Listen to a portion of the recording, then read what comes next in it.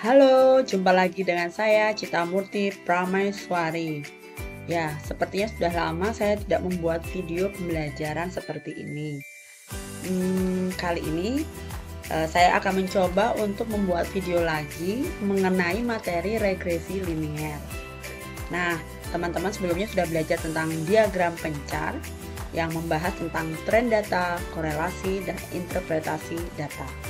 Mari kita belajar tentang regresi linier bersama saya. Oke.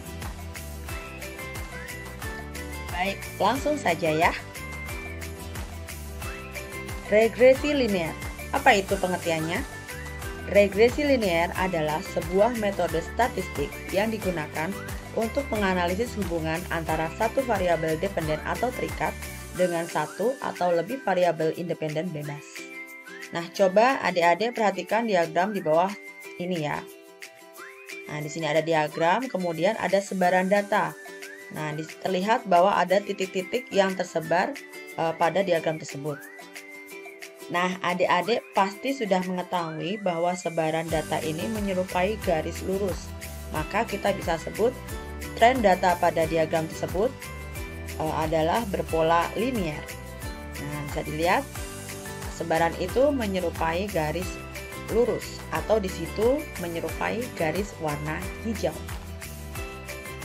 Apakah ada perkiraan garis yang lain dari pola penyebaran data yang ada? Nah, kita bisa membuat garis yang lain. Seperti di sini garis ungu atau garis berwarna merah. Garis ungu, hijau, dan merah itu melewati titik-titik yang ada tersebar pada data diagram pencar.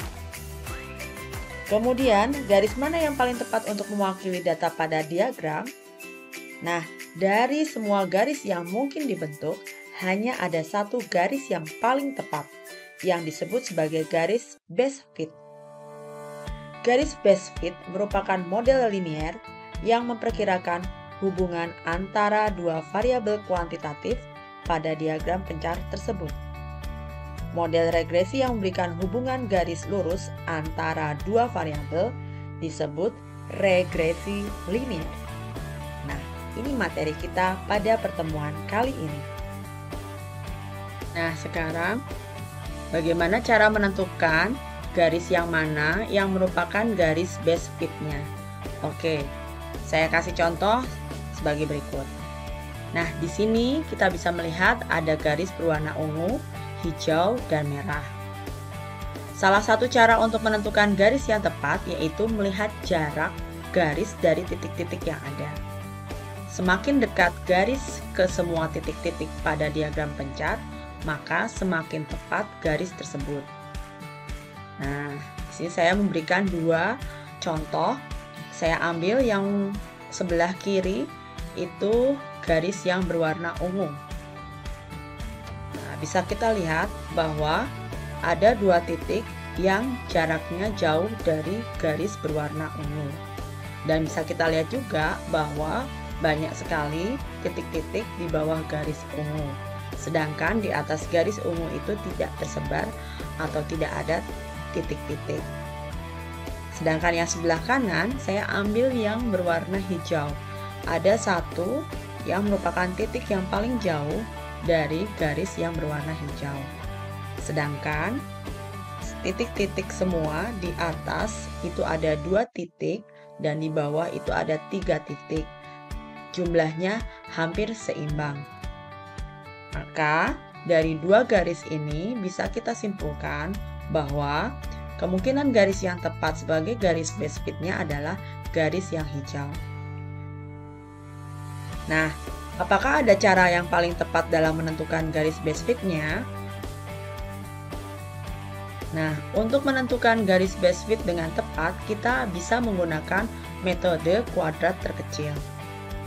Metode ini adalah suatu bentuk analisis regresi matematis yang digunakan untuk menentukan garis yang paling sesuai untuk sekumpulan data, memberikan demonstrasi visual tentang hubungan antar titik data. Persamaan garis best fit dapat diprediksi menggunakan metode kuadrat terkecil dengan langkah-langkah sebagai berikut.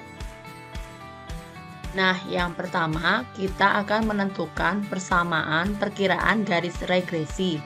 Di sini kita akan menentukan persamaan garis dan teman-teman diingatkan dengan materi kelas 9 SMP dahulu, yaitu mengenai persamaan garis atau tentang gradien. Nah, di sini seperti yang sudah kita ketahui bahwa persamaan garis itu adalah Y sama dengan MX plus C. Tapi di sini kita asumsikan Y-nya adalah Y topi. Nah, jadi persamaan garis di sini kita sebut dengan Y topi. Dan seperti teman-teman yang sudah ketahui bahwa dulu ketika saat SMP, ketika teman-teman diminta untuk menentukan persamaan garis dari dua buah titik, yaitu titik X1 Y1 dan titik X2 Y2, maka persamaan garisnya diperoleh dengan rumus Y min Y1 per Y2 min Y1 sama dengan X min X1 per X2 min X1. Nah, langkah yang kedua, menentukan jumlah kuadrat residu atau selisih antara nilai yang diamati atau Y dan Y topi atau dengan rumus sigma Y min Y topi kemudian dipangkatkan. Jadi di sini ada istilah sigma, teman-teman. Apa itu sigma? Sigma itu adalah jumlahan. Jadi nanti teman-teman akan menentukan Y min Y topi dikuadratkan, kemudian masing-masing itu akan dijumlahkan. Selanjutnya yang ketiga adalah teman-teman akan menentukan nilai sigma Y min Y topi kuadrat terkecil dari masing-masing perkiraan garis regresi dan yang memiliki sigma Y min Y topi pangkat 2 terkecil, maka itulah garis base fit-nya. Oke, coba kita ke contoh soal ya teman-teman supaya lebih jelas. Nah, di sini saya memberikan sebuah contoh soal. Tentukan garis base fit dari data mengenai uang jajan yang diterima dan uang jajan yang ditabung 8 siswa berikut. Nah, di sini uang jajan itu sebagai variabel bebas dan uang yang ditabung itu sebagai variabel terikat. Kemudian seperti biasa, kita yang pertama adalah kita membuat diagram pencar dari data. Nah, di sini sudah saya skala ya, selangnya adalah 5 untuk X dan 5 untuk Y. Nah, X mewakili uang jajan atau variabel bebas, sedangkan Y mewakili uang yang ditabung dan semua dalam ribuan rupiah supaya tidak terlalu besar angkanya. Baik, kemudian kita masukkan satu persatu datanya. Di situ 10.000 dengan 2.000. Maka saya singkat seperti ini ya. 10 dengan 2, kemudian sampai 45 dengan 15. Kemudian kita tentukan beberapa prediksi garis base fit-nya yang mungkin ya. Oke, bisa kita lihat di sini bahwa polanya yang tersebar pada diagram menyerupai pola atau tren linear ya. Nah, kita bisa menentukan beberapa prediksi garisnya ya. Yang pertama adalah garis yang berwarna biru itu melalui 10,2 dan titik B 45,15. Kemudian garis yang kedua, garis berwarna merah melalui C 15,5 dan D 50,14, dan yang terakhir garis yang berwarna hijau itu melalui titik A 10,2 dan D 50,14. Baik, selanjutnya kita akan menentukan garis base fit-nya dengan metode kuadrat terkecil. Nah, kita akan menentukan dulu yang pertama, menentukan persamaan perkiraan garis regresi atau Y topinya dengan mencari persamaan garisnya dengan bunyi Y sama dengan MX plus C ya teman-teman. Nah, di sini kita akan mencoba mencari persamaan garis untuk berwarna biru dulu. Nah, garis biru ini melalui titik A 10,2 dan B 45,15. Oke. Perhatikan di sini. Nah, kalau kita akan mencari persamaan dari dua titik, maka kita menggunakan rumus Y min Y1 per Y2 min Y1 sama dengan X min X1 per X2 min X1. Nah, kita tentukan dulu ya, titik A dan titik B, mana yang mau X1 Y1 dan mana yang mau X2 dan Y2. Nah, ini kita tentukan dulu ya teman-teman. Di sini saya ambil A itu sebagai titik yang pertama dan B adalah titik yang kedua. Maka kita tinggal memasukkan saja. Di sini Y1 saya ganti 2, Y2 saya ganti 15 min 2. Kemudian yang ruas kanan X1 saya ganti 10, X2 saya ganti 45 dan X1 saya ganti 10. Kemudian teman-teman tinggal mengurangkan 15 dengan 2 itu 13, 45 kurangkan dengan 10 itu 35. Langkah selanjutnya adalah kalian mengalih silang ya, sehingga diperoleh 35 kali Y min 2 sama dengan 13 kali X min 10. Kemudian setelah itu kalian buka kurung ya, menjadi 35 Y min 70 sama dengan 13X min 130. Kemudian silahkan teman-teman pindahkan yang sejenis ya. Di sini minus 70 saya pindahkan ke kanan supaya jadi satu dengan minus 130, sehingga kalau kita sederhanakan menjadi min 60 ya. Nah, karena yang dicari adalah Y, maka kita pindah Y dari ruas kiri adalah perkalian, pindah ke kanan menjadi pembagian. Atau saya tulis Y sama dengan 13X min 60 per 35. Atau saya tulis seperti ini, sama saja ya teman-teman, menjadi Y sama dengan 1 per 35 dikali 13X min 60. Maka persamaan garis atau Y topi untuk garis yang biru yang melalui A 10,2 dan B 45,15 adalah Y topi sama dengan 1/35 dikali 13X min 60. Baik, sekarang kita akan menentukan persamaan garis yang berwarna merah ya teman-teman. Oke, garis yang merah ini melalui titik C 15,5 dan D 50,14. Nah, kita tentukan dulu mana yang mau menjadi X1 Y1 dan X2 Y2 ya. Rumusnya sama, kita masukkan ke persamaan yang ini, yang Y min Y1 ya, dan seterusnya. Oke, di sini titik C saya jadikan titik yang pertama dan titik D saya jadikan yang kedua. Kita masukkan. Nah, Y1 saya ganti dengan 5, Y2 saya ganti 14, dan yang ruas kanan X1 saya ganti 15, X2 nya saya ganti menjadi 50. Kemudian seperti biasa teman-teman mengurangi yang di bawahnya itu ya, 14 kurangi 5 itu 9, dan yang ruas kanan 50 kurangi 15. Kemudian dikali silang sehingga didapat 35 kali Y min 5 sama dengan 9 dikali X min 15. Kemudian buka kurung menjadi 35Y min 175. Oke, 175 itu diperoleh dari 35 kali 5 sama dengan 9X min 135. 135 ini juga diperoleh dari 9 kali 15 ya. Nah, kemudian kalian dekatkan yang sejenis, yaitu yang minus 175 pindah ke ruas kanan menjadi positif.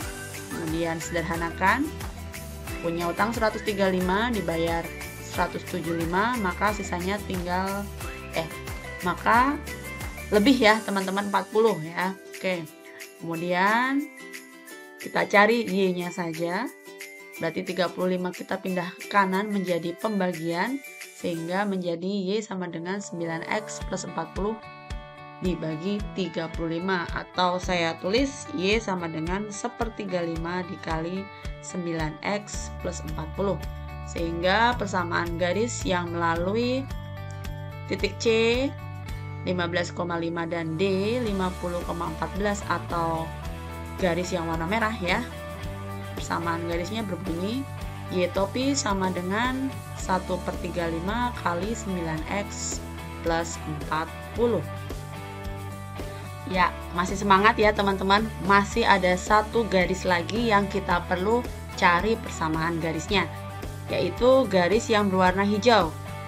Oke, garis yang berwarna hijau ini melalui titik A 10,2 dan titik D 50,14. Ya, ini langkah-langkahnya sama seperti dua persamaan yang sebelumnya. Kita tentukan yang mana mau menjadi titik yang pertama dan titik yang kedua. Nah, di sini A saya jadikan titik yang pertama dan D saya jadikan titik yang kedua. Kemudian kita masukkan ke rumus yang sama ya. Sehingga nanti yang di sini Y1 saya ganti menjadi 2. Y2 saya ganti 14, X1 saya ganti 10 dan X2 saya ganti 50. Kemudian dikurangi seperti biasa. Yang ini menjadi 12, kemudian yang ini menjadi 40 kali silang, sehingga menjadi 40 kali Y-2 sama dengan 12 kali X-10. Buka kurung ya teman-teman, satu-satu dikali, sehingga menjadi 40 Y min 80 sama dengan 12X min 120.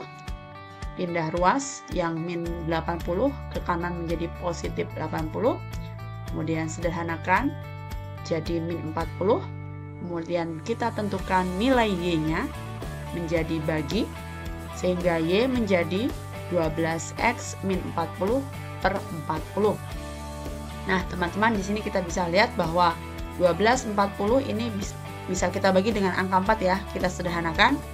Nah sehingga 12 dibagi 4 menjadi 3, 40 dibagi 4 menjadi 10, dan yang bawah 40 dibagi 4 menjadi 10. Sehingga Y bisa kita tulis menjadi 1/10 dikali 3X min 10. Sehingga kita bisa menulis di tabel persamaan garis untuk warna hijau yang melalui titik A 10,2 dan D 50,14 adalah Y topi sama dengan 1/10 dikali 3X min 10. Nah kemudian teman-teman, setelah kita mengetahui persamaan garisnya, kita kemudian membuat tabel ya. Membuat tabel agar kita bisa menentukan jumlah kuadrat residu atau selisih antara Y dan Y topi ya.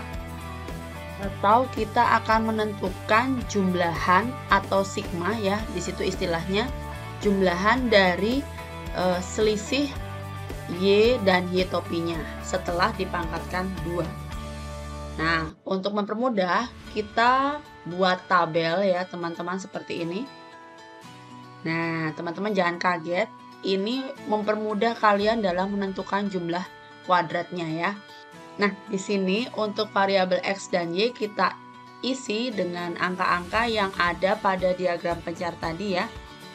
Nah, ini dalam ribuan ya. 10 di sini ada 10.000, 2 di sini artinya 2.000. Ini sesuai dengan tabel yang dicontoh soal pertama tadi. Nah, kemudian teman-teman, kita akan menentukan masing-masing Y topi pada titik 10,2 ya. Nah, di sini pada 10,2 kita tahu bahwa X-nya bernilai 10. Maka di sini untuk mencari Y topinya kita substitusi atau kita ganti X dengan 10 ya. Sehingga menjadi 1/35.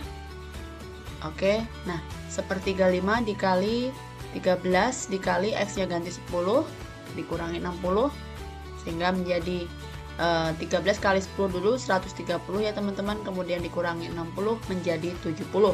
Kemudian 1/35-nya dari 70 adalah 2 ya. Oke, maka di sini Y topi untuk X sama dengan 10 itu adalah 2. Nah, kemudian kita ulangi dengan langkah yang sama. Kita substitusi setiap X-nya pada setiap titik ke Y topi untuk garis yang pertama ya. Sehingga nanti kita peroleh untuk 40,11 adalah 13,14 dan seterusnya ini ya sampai titik 45,15 ya teman-teman. Nah, jika sudah maka kita akan beralih ke kolom yang keempat yaitu Y min Y topi ya. Ini saya sorot. Maka untuk yang titik pertama 10,2, nah ini kita lihat teman-teman bahwa Y-nya itu adalah 2 dikurangi dengan Y topinya adalah 2, maka 2 kurangi 2 adalah 0 ya. Nah, di sini 0, maka 0 saya tulis di kolom keempat baris kedua ya. Nah, di sini 0. Kemudian kita ulangi langkah yang sama sampai titik 45,15 ya. Sehingga kita peroleh ini min 2,14, 0,43 sampai 0 lagi ya, 15 dikurangi 15 ya. Oke. Kemudian kita akan mengisi kolom yang ketiga yaitu dimana Y min Y topi kemudian dipangkatkan 2. Nah, ini berarti hasil dari kolom keempat kita pangkatkan 2 gitu ya. Gampangannya kan seperti itu ya teman-teman ya. Nah, disitu hasilnya 0 yang pertama ya untuk 10,2. Maka 0 pangkat 2 adalah 0 ya. Dan kita lanjutkan sampai titik 45,15 ya. Nah, sehingga kita memperoleh hasil yang sama juga 0. Nah, jika sudah kita jumlahkan semua ya dari 0 dari titik 10,2 sampai 0 di bawah sini ya. Oke, sehingga kita peroleh 21,67. Nah, ini adalah jumlahan dari titik 10,2 sampai 45,15. Nah, ini maksudnya sigmanya di sini adalah jumlahan dari 0 sampai 0 lagi ya. Sehingga diperoleh jumlah kuadrat residunya 21,67 ya. Nah, teman-teman melakukan langkah yang sama untuk persamaan garis yang berwarna merah dan berwarna hijau ya. Sehingga nanti kita peroleh seperti ini tabelnya ya teman-teman. Nah, ini sudah saya hitung. Bisa kita lihat bahwa jumlah kuadrat persamaan garis yang biru itu 21,67. Kemudian jumlah kuadrat residu untuk garis yang merah itu adalah 10,38 dan jumlah kuadrat residu untuk garis yang hijau yaitu 12 ya. Dan maka kita langkah selanjutnya adalah menentukan nilai jumlahan Y min Y topi pangkat 2 terkecil. Nah, maka kita bisa lihat bahwa yang terkecil di sini adalah 10,38. Maka bisa disimpulkan bahwa garis base fitnya adalah garis yang berwarna merah ya teman-teman. Oke. Nah, ini ya. Jadi garis base fitnya itu adalah garis merah yang melalui titik C 15,5 dan D 50,14. Oke, begitu teman-teman. Oke, selanjutnya di sini sebenarnya saya ingin menunjukkan bahwa garis hijau itu juga kemungkinan bisa menjadi garis base fitnya. Tapi kita perlu mencermati hal ini ya teman-teman. Nah, di sini yang garis berwarna merah. Nah, ini garis merah itu sudah kita tentukan bahwa garis merah ini adalah garis regresi ya atau garis base fitnya. Nah, teman-teman di sini ada jumlah kuadrat residu. Yang mana sih residu itu? Nah, residu ini adalah jarak dari titik-titik ke garis berwarna merah. Nah, ini garis yang berwarna biru ini dinamakan residu ya teman-teman. Nah, pada garis yang berwarna merah itu titik-titik yang jauh dari warna merah itu hanya sedikit ya, hanya 3 titik. Kita bandingkan dengan garis yang berwarna hijau. Kenapa yang hijau? Nah, karena bisa kita lihat bahwa yang hijau juga bisa dijadikan garis base width karena jarak titik-titik ke garis warna hijau itu cukup sedikit ya kalau dibandingkan dengan yang berwarna biru. Nah, tapi di sini kita akan membandingkan dengan warna merah ya teman-teman. Nah, di sini residunya itu ada 4 ya ini ya teman-teman ya.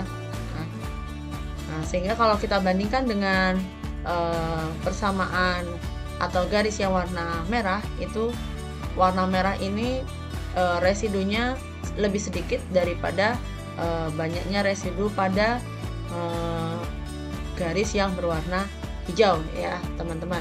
Nah, sehingga kalau berdasarkan gambar pun kita sudah bisa melihat, sudah bisa menentukan bahwa garis base width-nya itu adalah garis yang berwarna merah. Nah, begitu teman-teman penjelasannya kalau kita melihat dari gambar. Nah, namun berdasarkan perhitungan ini dari jumlah kuadrat residu yang paling kecil itu bisa dilihat bahwa yang merah itu adalah yang paling kecil, sehingga kita sudah bisa menentukan dengan pasti bahwa garis merah itu merupakan garis base width-nya. Nah, mudah bukan? Oke. Nah, supaya teman-teman lebih paham lagi, saya berikan satu soal. Silahkan teman-teman kerjakan soal-soal ini sesuai dengan langkah-langkah yang telah saya jelaskan ya teman-teman. Oke, semangat dan tetap senyum.